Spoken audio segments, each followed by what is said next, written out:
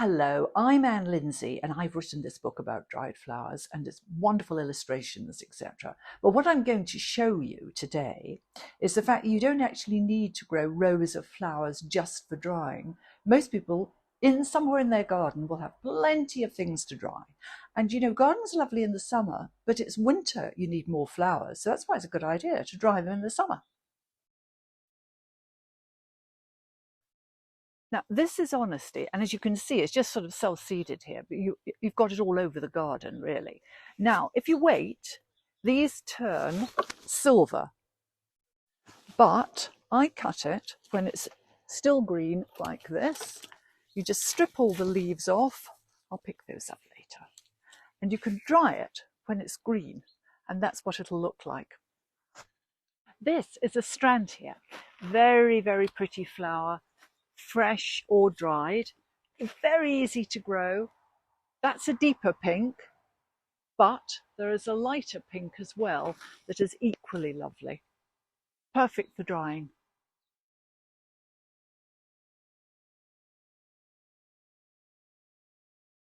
Right, this is a Clematis tangatica that lots of people have in their garden, very easy to grow, known as the lemon peel one because it just has these beautiful, very thick outer petals. But that's not what you want to cut. That won't dry.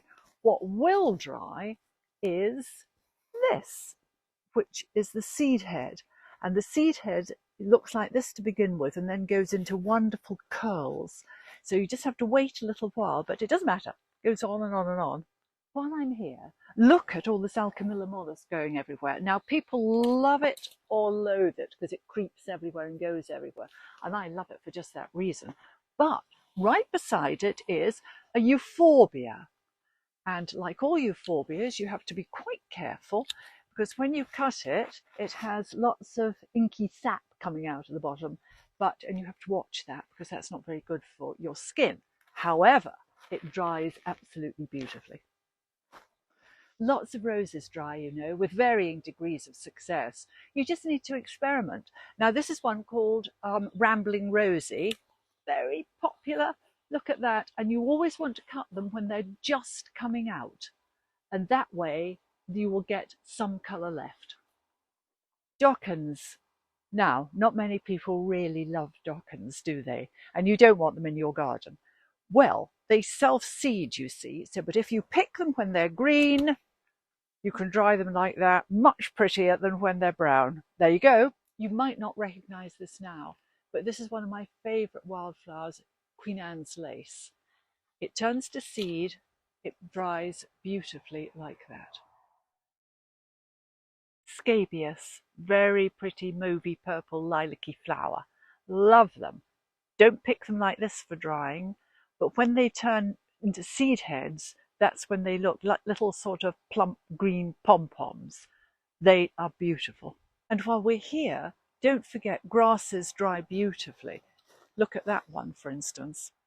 And these huge rambling roses, sometimes you can't dry them very well, but I always give it all a try because you just never know.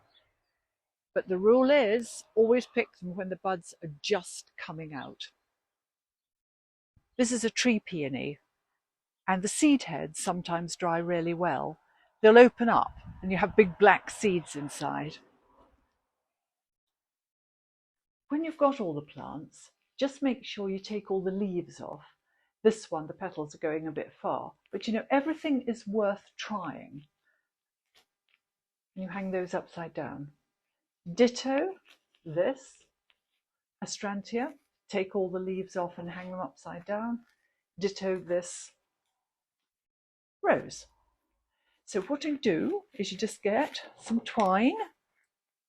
Twine's good because as you wrap them round, and you would only do sort of 1 or 2 roses at a time, wrap them round a couple of times, tie there, have a hook to hang them on, put a loop up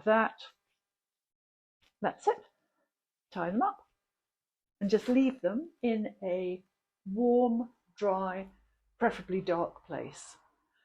You can use anywhere really, just as long as you don't actually get too much daylight in.